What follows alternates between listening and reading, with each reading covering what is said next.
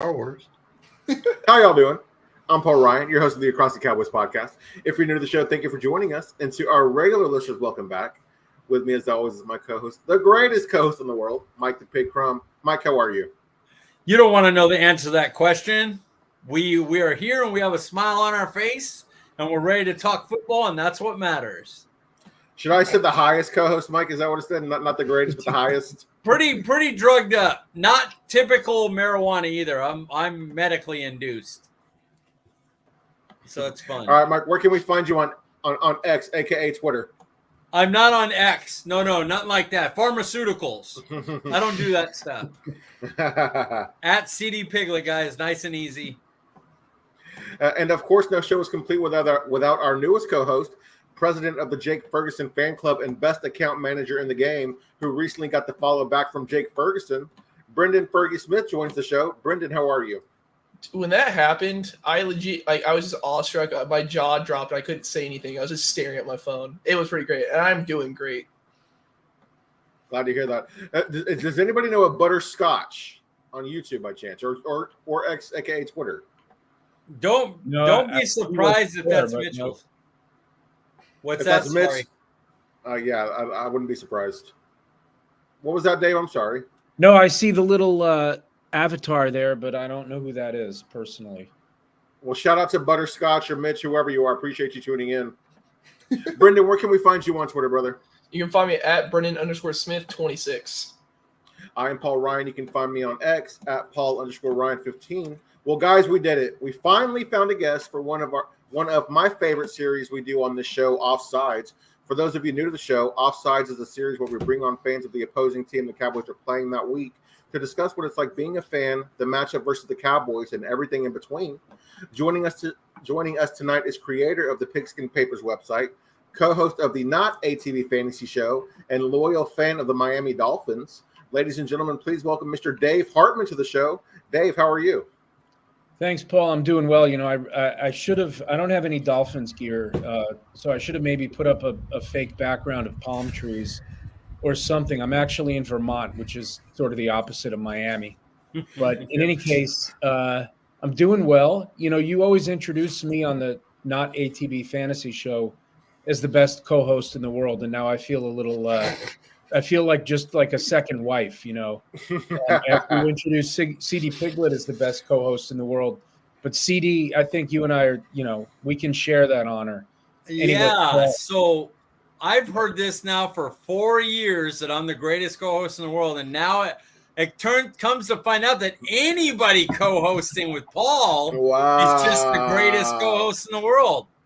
Hold on, there's one greatest and one best, two totally different things.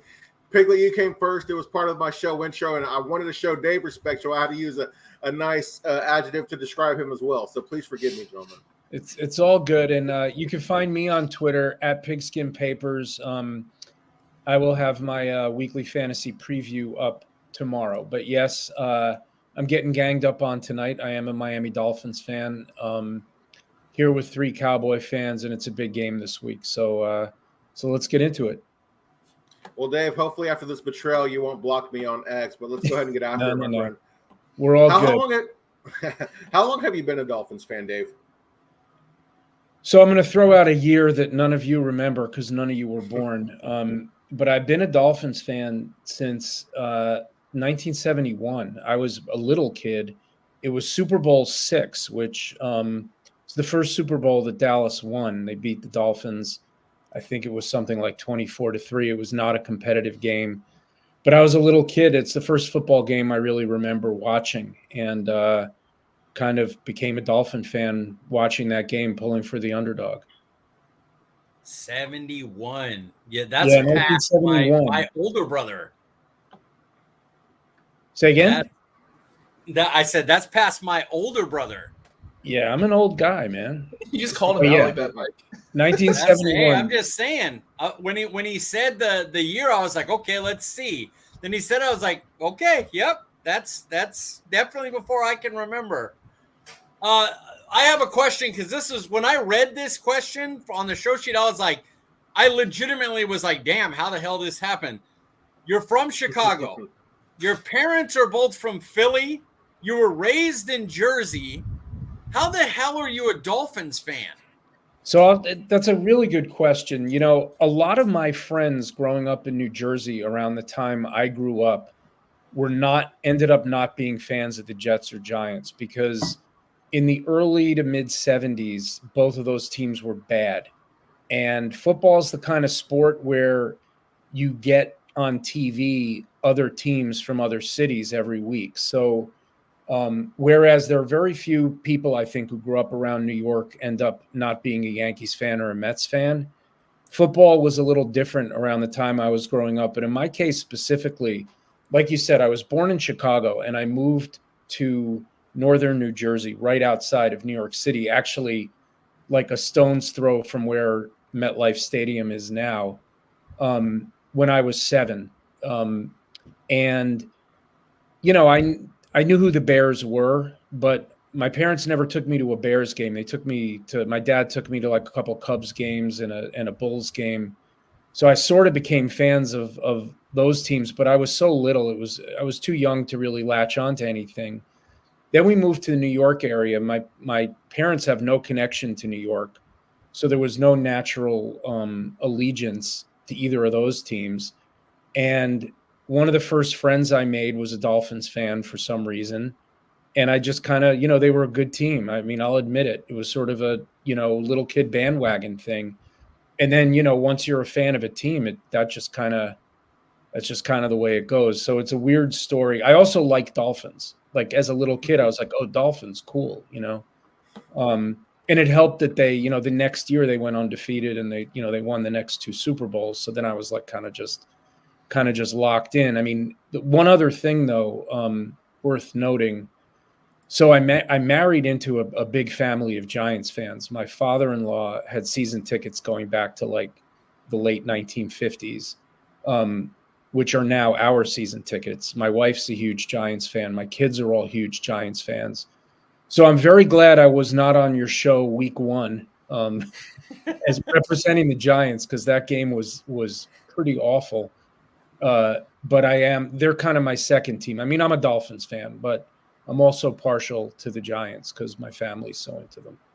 So, and Giants fans, it's between the Eagles and the Cowboys who they hate the most. Just depends whichever one's better. And right now they're both really good. So they hate both of them. That's wild. That's an awesome story. Well, you said you were a fan since 71. This question might be a little bit more difficult. Who is your current favorite Dolphins player? Like just all that. Current favorite or current favorite? I would say. Sorry, all time. I was skipping through. My bad. All time favorite. I got to go with it. It's kind of a chalk answer, but I got to go with Dan Marino. The team was great in the early 70s. They were never bad, and then they get Marino in his second year. He shatters the record book, goes to the Super Bowl and loses. And at the time, Dolphin fans were thinking, this is great. We're going to go to 10 Super Bowls with this guy. It didn't work out that way. But he was a real easy guy to root for, only played for the Dolphins, never wore another uniform, and was just, he was a good guy off the field, good ambassador for the team. But so he's kind of the obvious answer. I also really liked, Larry Zonka going way back to those early Super Bowls, Richmond Webb, and Jason Taylor. Jason Taylor was a phenomenal player to watch. So I would say that's over the years. I mean, there's a lot of players I've liked, but I'd go with those. And Coach Don Shula. One of the great things about that Super Bowl, that, the first game I remember watching, is it was Don Shula and Tom Landry, squaring off in the Super Bowl, which is like, 2 of the all-time legends. They weren't really all-time legends yet. They were just kind of getting started. So that was kind of cool. Great list of players there, Dave. I'm curious, who is your current favorite Dolphins player? It's weird with that team now because there's almost no one on the team that's been there since earlier than, say, 2020. It's really like a pretty new roster. Like Tua's the old man, Tua and Xavier Howard have kind of feels like they've been there the longest. It's another chalky answer, but I love watching Tyreek Hill. He's just brought so much excitement to the team. He's kind of a quirky and strange dude, and he tilts the field. And I feel like he's our one like real superstar on the team. And there's a lot of good players on the Dolphins, but he's just so much fun to watch. So I'll go with him. Do you see this as a Dolphins fan as a big game? And if so, is it like it's a big game because, we're playing the Dallas Cowboys and it's going to be everybody's going to see us? Or is it a big game like great record, team with a great record like us, and it's big to see if we could beat them type of thing? I think it's a very big game for Miami because, they're coming off this long stretch they haven't played a good team since they played the Chiefs, which was the first weekend in November, and they lost that game. And that kind of cemented the narrative that they can't beat a good team. They haven't beaten a team with a winning record this year. The closest they came was week 1. They beat the Chargers, who were 0-0, right? Like they haven't, they lost to the Bills, they lost to the Eagles, they lost to the Chiefs, and everyone else they've played has had very much a losing record, and they've beat up on those teams except for the Titans. This game is an important game for them because they're 2 up on the Bills. They've got 10 wins, but they haven't clinched a playoff spot yet, unlike your Cowboys, who are kind of, still have a shot at the division, but have, there's a little less pressure on them. After the Dolphins play the Cowboys, they go to Baltimore, and then they host the Bills. So they have kind of I almost can't envision a worse stretch to end the season other than if the 49ers were in there. So this is an important game for them because I think this is the most winnable, and the Cowboys are super tough, but this is the most winnable of those 3 games, I think. And I think if they lose this game, there's a real danger that they lose their last 3. And you don't want to go into the playoffs like that, assuming they even make the playoffs. There's a lot of teams in the AFC that are 8-6. So if they lose all 3, they end up 10-7. No guarantee they get in. So there's a lot of pressure on the Dolphins. They're at home where they've been really good. Dallas has not been that good on the road, whereas Dallas has been, probably the best team in the NFL at home this year. So I think this is a really big game for Miami, and I think it's a bigger game for them than it is for Dallas. But, in Dallas's case, they need to prove they can beat a good team on the road, whereas Miami just needs to prove they can beat a good team, period. So I think the stakes are kind of high for both teams, but I think they're a lot higher for the Dolphins this week. All right, well, yeah, this December is whatever. The season is all just supposed to be happiness and all that. Everyone's super cheery. But my answer is this does for me, but does this game make or break the holiday season for you? Not this game, but this game is being played on Christmas Eve. So that's obviously you want to be smiling at the holidays, and again at New Year's the next week, which they'll be playing the Ravens on New Year's Eve, I guess. Yeah, I think these 3 games coming up, all of them together, could make for a pretty bummer of a holiday season for Dolphin fans if things go wrong. And after they lost that Titans game, Paul and I on our pod last week, I actually called the Jets in an upset. It was my bold call of the week, and the Jets completely didn't show up. And I'm still really surprised by that game, especially with Tyreek not playing, that it was so one-sided. I guess the Dolphins are maybe a little better than I thought. Or the Jets are just worse than I thought. The Jets were coming off a big game too. They had just kind of stomped the Texans. Here's the thing, Dave. If the Jets had won, then people would have had to. They really would have had to buy into the Aaron Rodgers could come back because they're still in the playoff race, which was total horseshit from the beginning. He was never going to ever play. But if they won, it would have been like, oh my God, Aaron Rodgers could come back and they can go on a playoff run. So guess what the Jets did? Not that the Dolphins wouldn't have beat him anyway, but they tanked it. Then Aaron Rodgers comes out and goes, well, there's nothing to play for. I don't need to rush back. Sorry. Interesting theory. I mean, they did start Zach Wilson, so there's some credence to that, I guess. And they benched him, which, and it's pretty funny. Did you read all the explanations for why he didn't play the second half? First, they said it was a head injury. Then they said it was illness, but they just benched him for like the sixth time. I don't know if they can ever start him again, but anyway, we could have a long discussion about the Jets, but it was good that Miami won that game because of their, you don't want to lose that game and then have to play Dallas, Baltimore, and the Bills. That was a big win for them, actually. Dave, I'm curious, are you worried about a bounce back game from Dallas since they haven't lost 2 straight in 2 seasons? I think they'll definitely play better. And yeah, I mean, I think, after everyone blew so much smoke up Dallas, and Dak was, had sort of gotten to where he was the front runner for MVP and they were winning all these home games, scoring 40 points each time. I do think Dallas, got a little humbled last week, and I do think they'll play better. So there is the danger of that. At the same time, like I said, they've already clinched a playoff spot.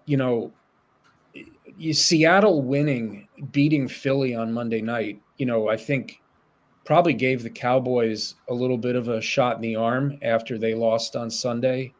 I mean, the Eagles still win the division, but, Dallas is still tied with them.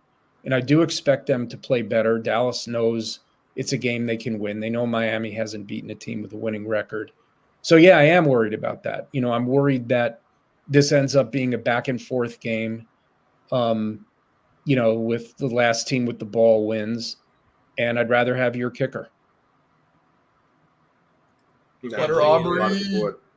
He's killing right now. Unbelievable.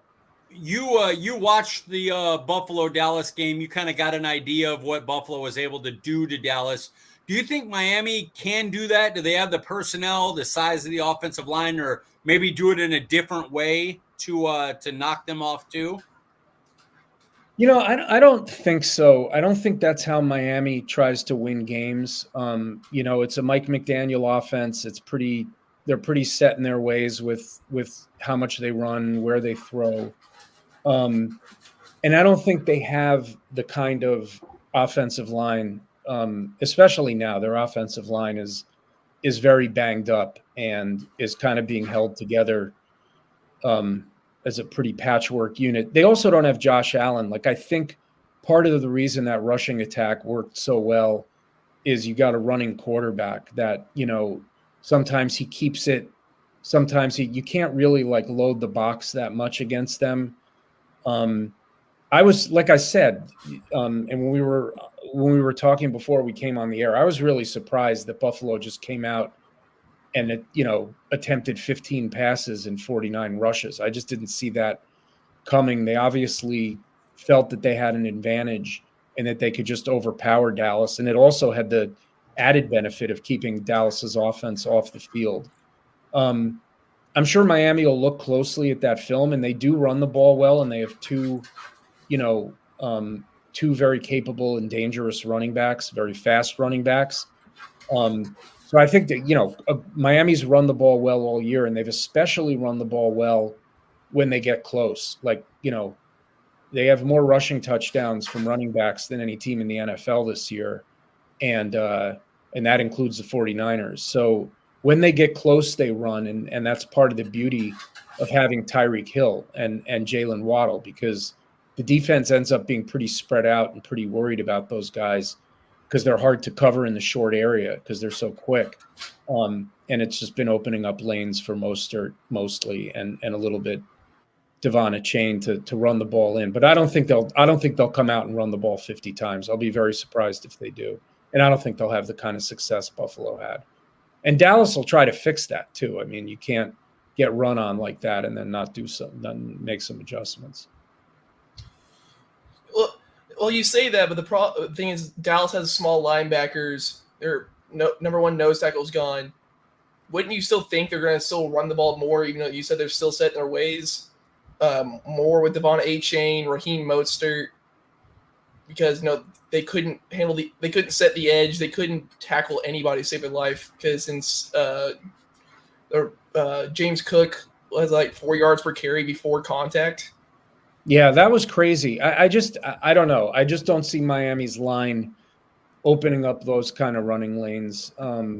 And yeah, I mean, it's going to be interesting to see. And it's also going to depend, Buffalo got out to a lead in that game and they were getting stops on defense. So that kind of, it was a lot of that was game script and game flow. Like it was working. Dallas wasn't staging a comeback. So why not just keep doing it? I think, and Josh has been turning it over a lot this year. Like it was just working. So they kept doing it. I think that was, I think that'll be one of those games where at the end of the year, like when we look back at all the games this season, like remember there was that game a couple years ago, and I know it was because of the wind, where New England went into Buffalo and ran the ball almost every play. And it was working. Like it was Ramondre, it was Damian Harris and Ramondre Stevenson, and they couldn't stop it really. They didn't score that many points, but they scored enough points. Like every now and then there's just a weird game where one team is doing something that works and it like running and the other team can't stop it and they get out to a lead and they're like, we're just going to keep doing this. We're going to just keep punching you in the mouth. And this is how we're going to win the game. So unless Miami gets out to a lead and they're having success like that, I think that they may run a little more than normal, but I don't think you'll see the same approach that Buffalo had. Yeah, Dave, we know this time of year a lot of teams are dealing with injuries to important players, but when you look at the injuries Miami has suffered on defense, how important is a strong run game for Miami heading into the playoffs? Like I said, I think their running game's been good all year, and it's really helped Tua and the whole offense that they've had so much success running the ball. It's been a surprise, really, because last year, their offensive line last year graded out as like bottom 3 in the NFL. And they went out and got Connor Williams. Teron Armstead's played – that guy's never healthy, but he's played a few more games this year. Right tackle Austin Jackson is finally like playing like a first-round draft pick. And the line's been a lot better. And Mostert has stayed healthy like for almost the first time in his career. And a chain has been a good shot in the arm. I think it is important for them. You mentioned the injuries on defense. The more their offense can stay on the field, the better. And they have this quick strike offense. So a lot of times this year, like they get the ball and, 3 plays in, there's a 60-yard pass to Tyreek, and then their defense is on the field again. And it's great to get those points, but especially as the weather gets colder and you play teams with better defenses, if you can run the ball, as everyone knows, that's usually a good formula in December, January, and into the playoffs. So I do think it's important to them. But at the same time, the injuries on their defense, they've gotten away with it against lesser teams. Like it'll be interesting this week. I don't know if Javon Holland or Xavier Howard will be back for this game. And they need them in the secondary against what Dallas has. You don't need that against the Jets or Tennessee, although Tennessee shredded them. I mean, Nuke Hopkins, they couldn't stop him. So it'll be interesting to see how their defense holds up against Dak and those receivers and tight ends. Well, speaking of the injuries, the main guy, Tyreek Hill, anything you've heard as a Dolphins fan, have you heard any updates? And does that injury worry you at all? The only update I heard is that he didn't practice today. And this injury has been so strange from the beginning. Like he got hurt in the Tennessee game, and it was an ankle he had hurt against the Jets 2 weeks earlier. But they announced at halftime, they say he's questionable to return. Then they say he's not going to return. Then all of a sudden he's in the huddle, plays a few plays, leaves the game again. After the game, he said his wife texted him and said, get back in there, which is just strange. Like I said at the beginning, he's I think he's my favorite player on the team because he's just strange and quirky and interesting. Then he didn't practice all week. They said it was his decision. He shows up at the stadium without a limp.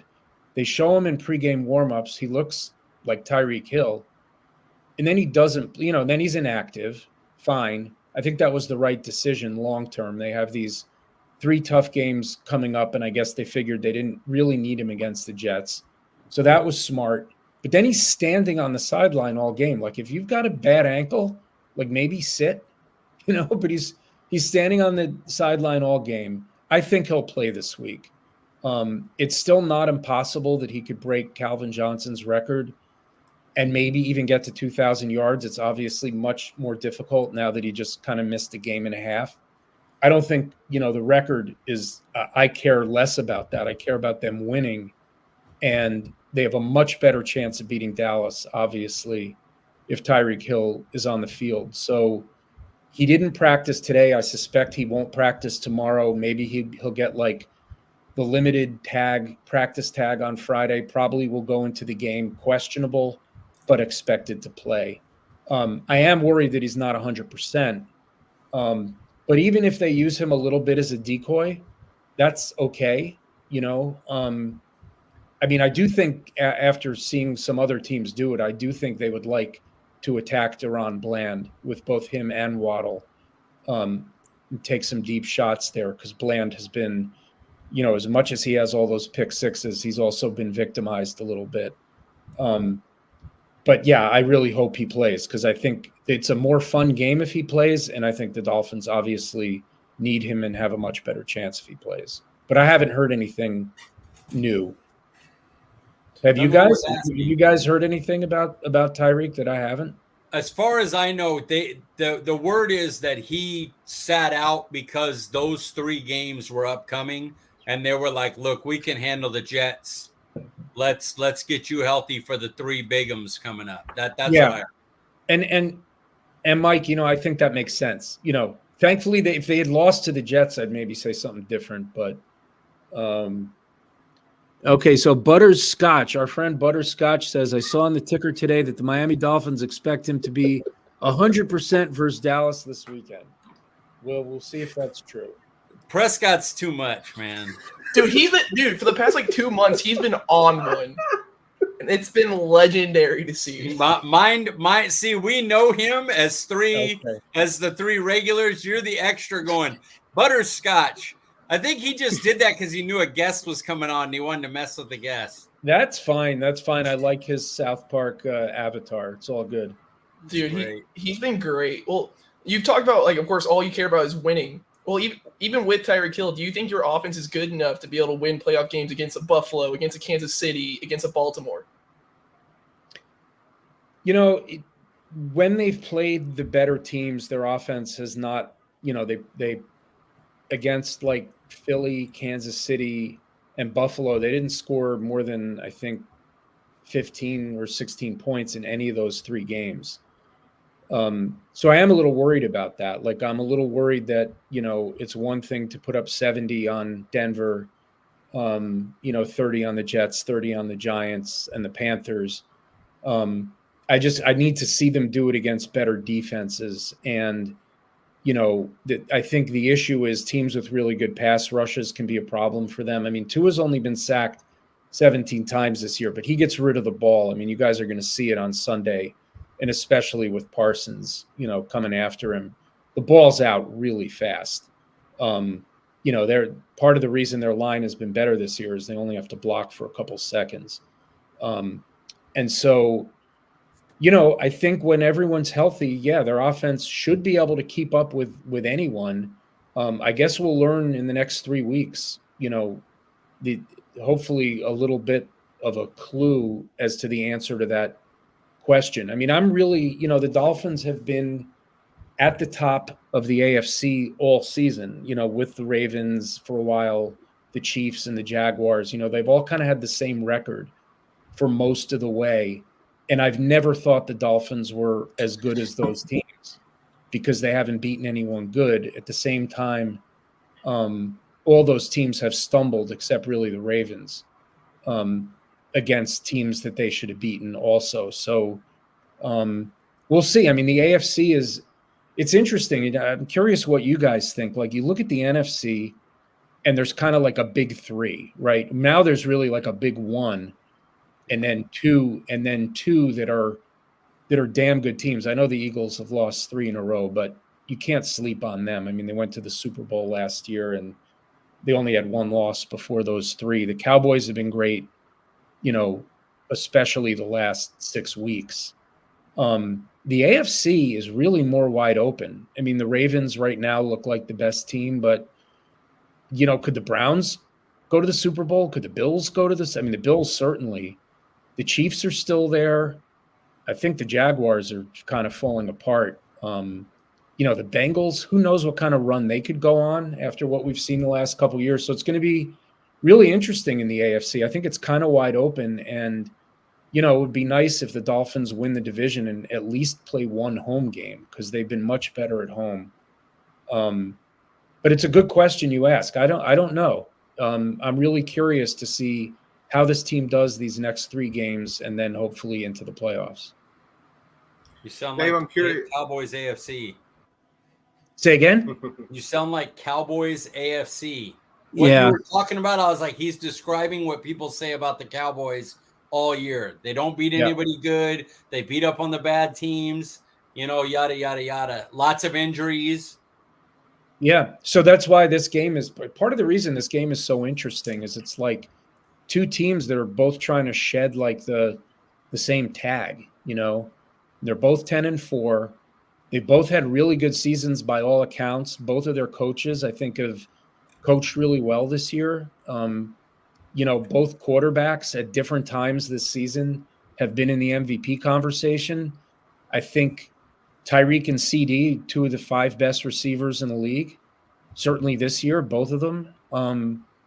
So there's a lot of parallels, between the 2 teams, I think. And they're 2 storied, sort of friends, especially the Cowboys. But, they're 2 teams that have been at different times really good over the last 50, 60 years and have big fan bases. So this, there's a couple really good games this weekend. I mean, Ravens, 49ers principal among them. Right now, those are the 2 number 1 seeds. But this is definitely one of the best games of the weekend, and I think a game a lot of people will be watching. And so, both teams are going to be talked about a lot, win or lose, based on what people see. You look at the AFC or the AFC overall, Dave, and it's pretty wide open, especially when you look at the injuries to Joe Burrow and Kansas City not playing up to their normal standard. Is this a win now type of season for Miami? When you say win now, I mean, I think Miami is in a window. Like I said, the AFC is pretty wide open. There's no team in the AFC. I know the Ravens fans will be pissed off to hear this, but there really isn't a team in the AFC that's as scary as the 49ers. That's just like, damn, I don't want to play them. I mean, I don't want to play the Ravens in the playoffs, but, Lamar's never been to a conference championship. The Chiefs are probably still like the team you'd least want to play assuming they get their act together, just because they've been there and they've done it and they've won 2 Super Bowls in the last 5 years. But, I think Miami is sort of building into a window. I don't think it's win now. Like if they don't win this year, they have to blow it up. At the same time, like they do have some veterans they're paying a lot of money to, like Armstead, Jalen Ramsey, Bradley Chubb, Connor Williams. Like they are kind of, they do have some veterans at key positions that they're paying a lot of money to. So I would say like this year, next year, and the year after that is kind of the window that they're in. Last year they were 9-8. I think this year they've taken a nice step forward. They didn't go into this season as a super necessarily. I think if you asked most people before this season who were the favorites in the AFC, they would have said Cincinnati, Kansas City, and Buffalo. Like those were the big 3. So I think the Dolphins have kind of gotten themselves in the conversation going into the next couple years. Then there's like Houston's on the rise. There's going to be other teams, and Cleveland maybe. But I think it's wide open, the AFC. I think there's like 6 teams that could go to the Super Bowl. So they certainly, don't waste the opportunity, but I don't think they have to win this year. You kind of answered my next question with the 1 to 3 year window here. So I'm going to mess everybody up and move forward to the next one of That's mine. fine. And who do you think the who's having the better season? Is it your guy in Miami with Tua, or is Dak having the better season? And unfortunately, you have to count the Buffalo game into that, because I think before then you might have had a different answer, and maybe now you have a different answer than you would have. I don't know. What do you think?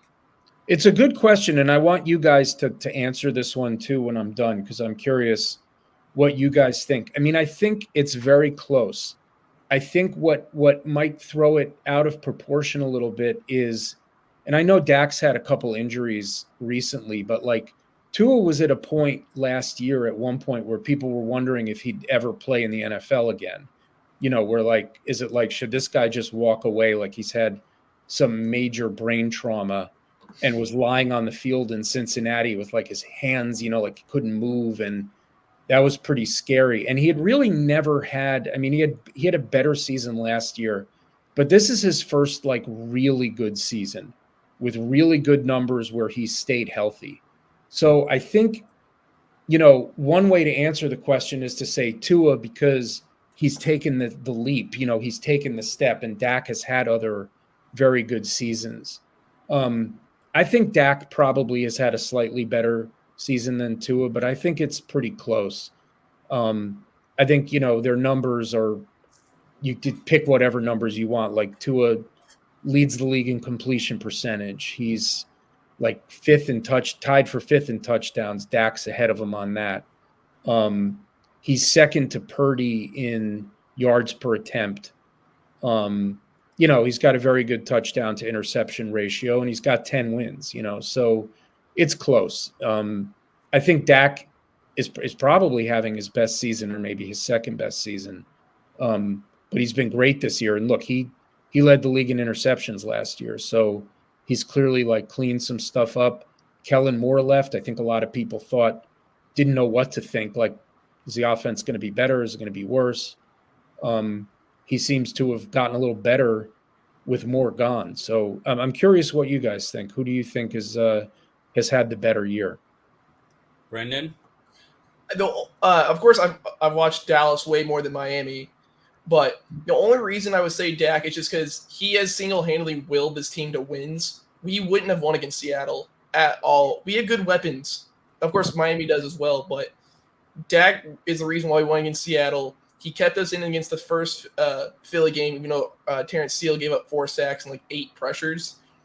Of course, he's had bad games too, but almost every quarterback this year has had some pretty bad games. Yeah, that's actually, and I'll let you Paul and Mike in a second. You raised something that I hadn't really thought about. As I'm thinking back on Miami's season, they've played so many games that are not close. Week 1, Tua, like, it was a great comeback against the Chargers, and like he won that game. Yeah. He and Tyreek won that game. He had a ton of passing yards in the second half, like 3 touchdowns, I think, in the second half. But since then, like, Tua hasn't had to pull out a game at the end. He could have against the Titans, and he failed in that one. They got the ball back, and he was without Tyreek, but you got to win without your best players too.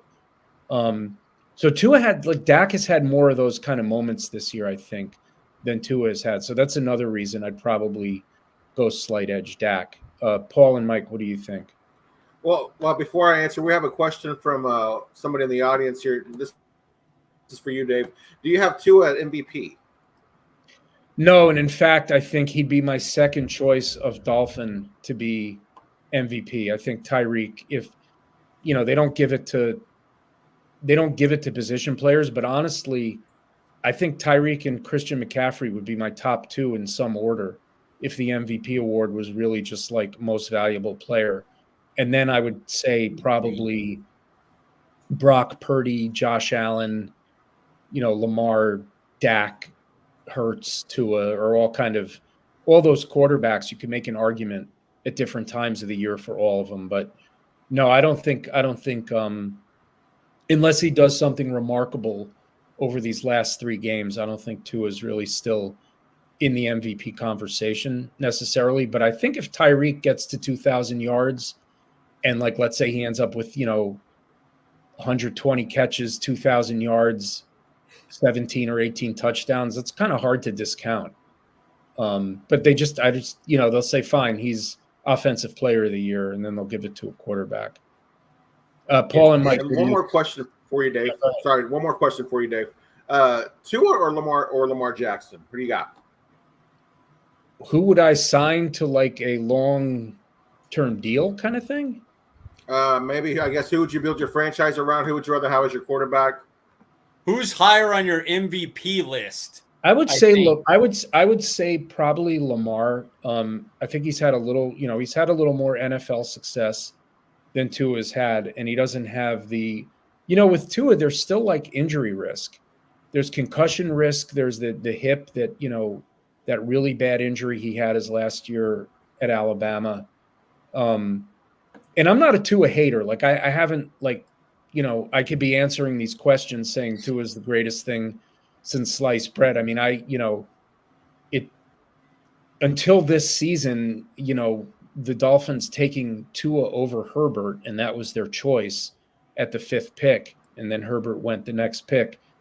At first, when I first saw Herbert playing, I was like, oh my God, we had a shot at that, and we got, a guy who's, like, good, but maybe not a franchise quarterback. And I think Tua's answered a lot of questions this year, and I'm much more of a believer than I was, but I'm still not, like, 100% sold. Like, I need to see him, win some big games with last minute drives kind of thing. I've seen Lamar do that a little more, although Lamar has not always been the best in the biggest moments either.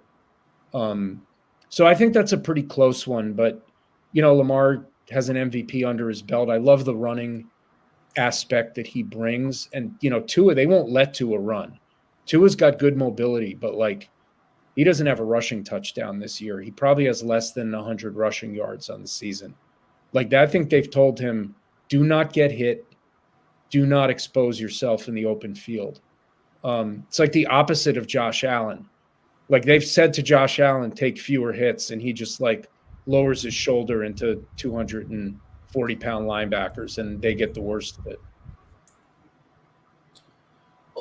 You kind of, like, gotten close to this question, but I still want to ask it. So since Tua signed a team-friendly deal not that long ago, as a Dolphins fan, have you seen enough for him to get a long-term contract?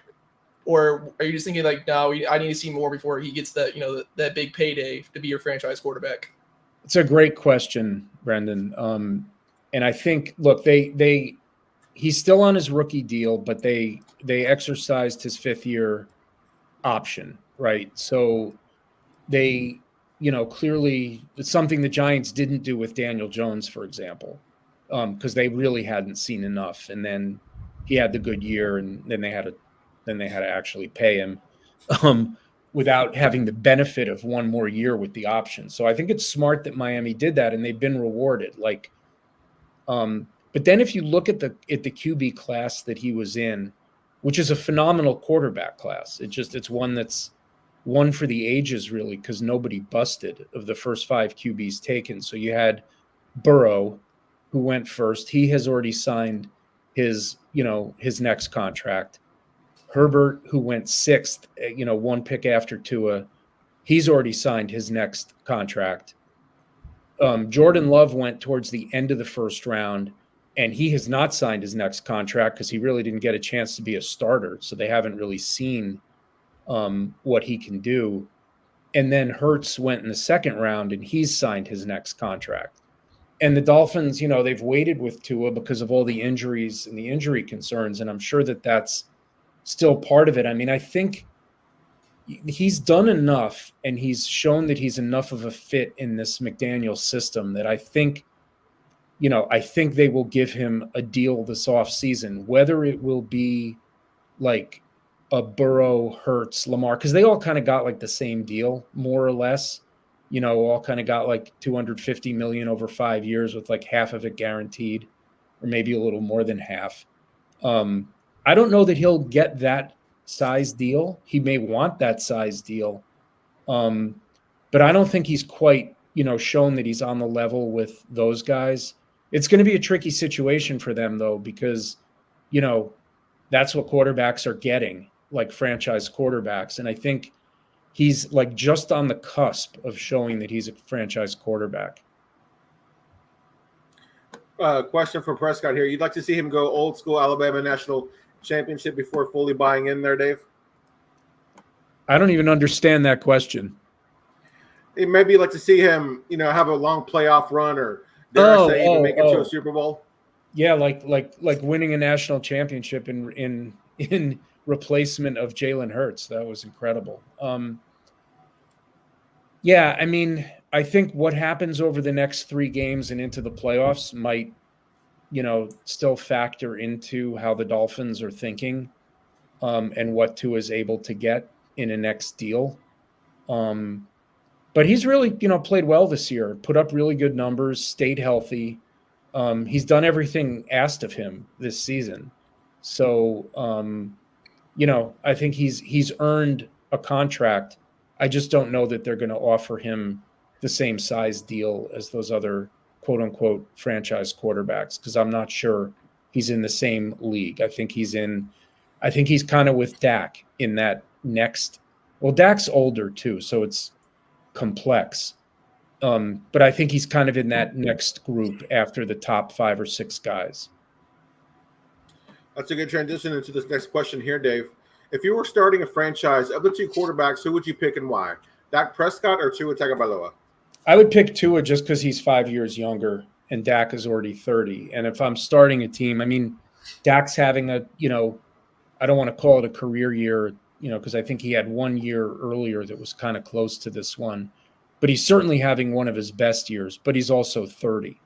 And he's had a bunch of injuries. He used to run a lot. He's gotten hit a lot, over the course of his career. I feel a little safer with Dak. I'll say that. But 5 years is a big difference. What would you, Paul, you and Mike never got to answer that other question. This one's kind of similar. Who would you take? Go ahead, Paul. I don't really care about age. I love the mentality, the work ethic, the leadership quality. So I take Dak. As far as who I take, the concussion thing terrifies me. So I don't think I'd go near that. That really scares me. Typically, I'd take the younger quarterback. Just that injury is a big uh-oh for me. As far as the one earlier who's had the better year, I think you kind of nailed it. Me and you have been on point. We're both CMC and Hill as our top guys in MVP, not quarterbacks. Yeah. And I think Dak has had the better year, but Tua Tagovailoa has had the more impressive year, because coming back from what he came back from, like, it legitimately was like, this dude's career's over. Like, he's one hit away from being out of this thing. And he's cemented himself in that second tier of very, very right there in the great neighborhood quarterback. And that's incredibly impressive. Yeah, I think that's right. I wonder if Tua is actually eligible for comeback player of the year. I don't know if he missed enough games last year. But I don't think he's in the MVP conversation, but he might be in that one. The Hamlin guy, the guy who died. Oh, Hamlin will get it, right? He's gonna get, no matter what he does, he's gonna win. Right. He's barely played this year, but he'll get it. I don't think he's played it at all this year, honestly. He's still gonna get it. Oh, yeah. I know. He's gonna get it. He died on the field. They're gonna give that guy that award. Yeah, 100%. I forgot about that. You're 100% right, Mike. All right, Dave, who's gonna win this game? So, as given that I picked the Jets to beat the Dolphins last week, and now I'm like, I should just pick the Cowboys because, I don't want to jinx it. And I fear the Cowboys winning this game. I just, I would love Miami to win this game. But like I said, I kind of am scared of a close game and Dallas having the better kicker. But I'm a Dolphin fan. I'll make the Dolphin fans happy. 31-30 Miami. You guys. Get the hell out of here. Can you see my score that I wrote down? 31-30 Dallas. All right. And I honestly, I'm just going to go next since I'm blabbing already. I honestly have no idea who's going to win this game. This is not my actual prediction because I want to see who else playing. Javon Hargrave, that offensive line in Miami, Malik Hooker. Hankins seems like a very, very long shot, but I'd like to see that. I have no idea who's going to win this game. I honestly don't. I think that their offensive line may not be good enough to run on us. And then we get into pass rush situations and their offensive line's not great. Or they could just march down the field like they're the 49ers on us. And I think the same, we could go right down the field on them. This is one of those games that ultimate point, I legitimately have no idea. And in the end, I said, you know what? We haven't lost back-to-back games since 2021. I'm going to pick us by 1 point. And so I wrote that down. And then in my actual picks the day of, I'm going to wait to see what injuries have. But it's just hilarious that you were like 31-30 Dolphins because I'm a Miami fan. And I was like, all right, 31-30 Dallas because I'm a Dallas fan. Yeah, and I think that's a good approach. I should just say I want to wait to see who's playing because if Tyreek isn't playing, there's no way I'm picking the Dolphins to win this game. And some of the other guys you mentioned also are pretty important for the Dolphins' defense and their offensive line. And this is a game as the gamblers say, I think this game's a stay away. Oh. It's a total stay away. It could go either way. It could be close. It could not be close. I think they're pretty evenly matched. I think Dallas is a little better, but the game's in Miami, which they used to say that's worth 3 points. So, 31-30 somebody. That's my prediction. I used to be that gambling guy. I literally used to be the guy that would say, avoid this game, play this game, but there ain't no way in hell you're playing this game.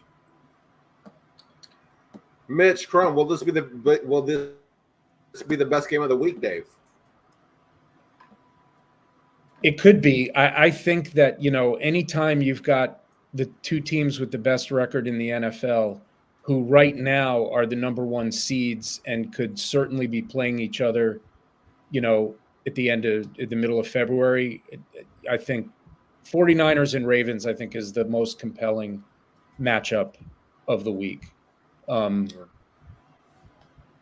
Jets Commanders. Brendan, who will win this game and what's your score prediction? Well, first of all, that got me right there. That was funny.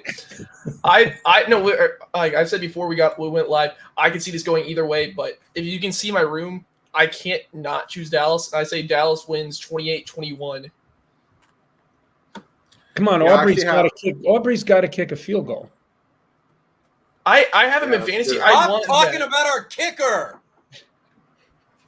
By the way, and just a quick thing before Paul gives his prediction. The NFL is a copycat league.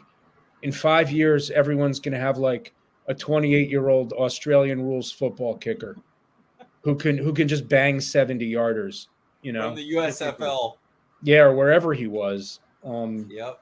But he was an Australian rules football guy, right? Yeah, it's soccer. Yeah. It's crazy.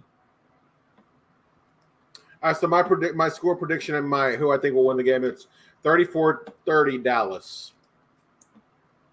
One thing, we all seem to like the over. Maybe Brendan might be pretty close to it, but I think there'll be points this week. It feels like the kind of game that'll have points. Who will score the first touchdown, Dave? Team or player? Player. I mean, I think it'll be, it's going to depend who wins the coin toss because I kind of feel like someone's going to get the ball and go right down the field. But the safest pick is Raheem Mostert. He's got the most touchdowns of anyone playing in this game. And like I said, when Miami gets close, they run the ball with him. So I'll say if it's the Dolphins, Raheem Mostert. If it's the Cowboys, Jake Ferguson. Fergie. I just said that for Brendan to throw his arms up. Brendan, who will score the first touchdown? Well, first off, thank you, sir.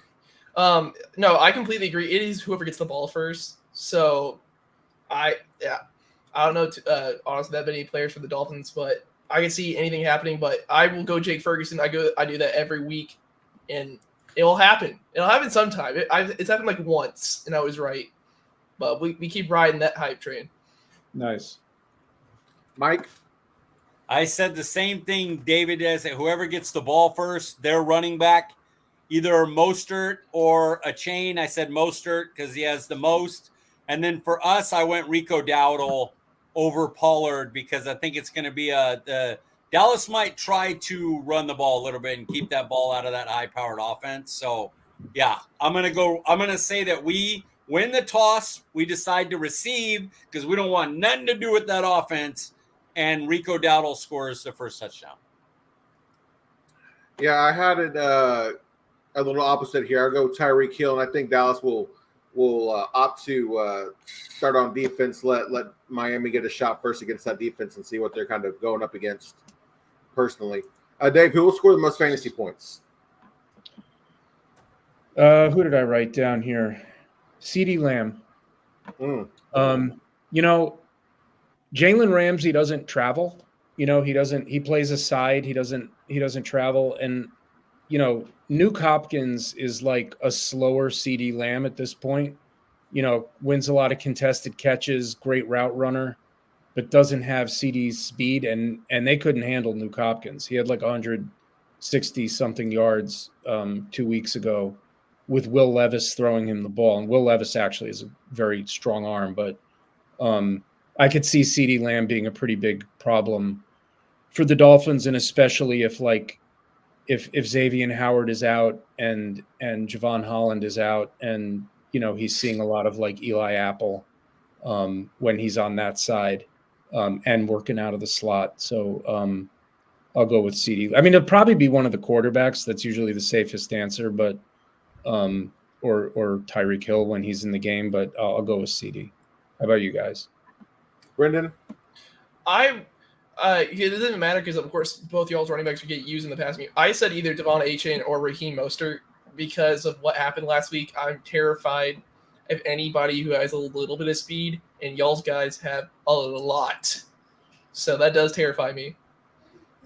Mike? I got Dak. I think, like he said, CD is going to get a lot of slot work. And the one thing, as good as both Howard and Ramsey are, they aren't the best runners.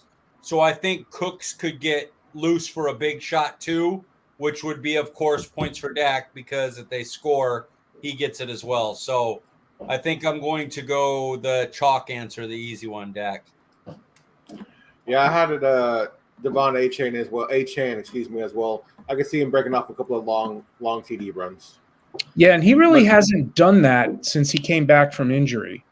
Yeah. Before he got hurt, he had a couple of those, and they could really use that. I don't think he's got that long speed, and I think he's still probably not 100%. He injured the knee, re-injured the knee, and since he came back, he's been good, but he hasn't been like what he was those 4 games, those crazy 4 games early in the season.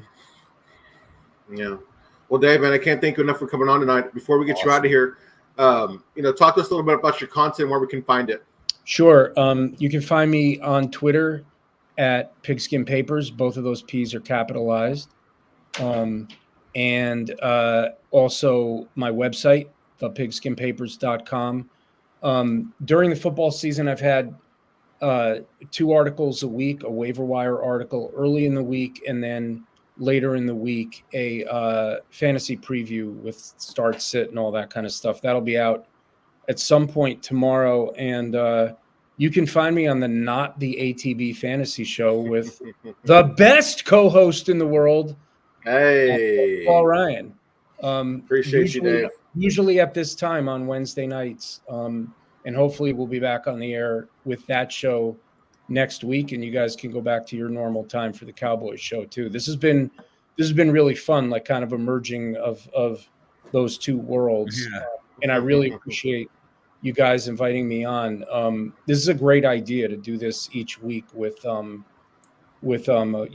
who's a fan of the team that the Cowboys are about to play. It's a good idea. Thank you, All sir. Paul, Appreciate man. that. Paul's a smart man. That's why he's the greatest host or the best host. He's the greatest, best host. Yes, the bestest. Brendan, the bestest. I'll take it all, man. Give me all the titles. Brendan, where can we find you on X? You can find me at Brendan_Smith26. Mike, where can we find you, sir? Letter C, letter D, Piglet, guys. You know what it is. Guys, I'm Paul Ryan. You can find me on X at Paul_Ryan15. We appreciate you joining us, and we'll see you guys next week. Thanks again, guys. That was awesome, Dave.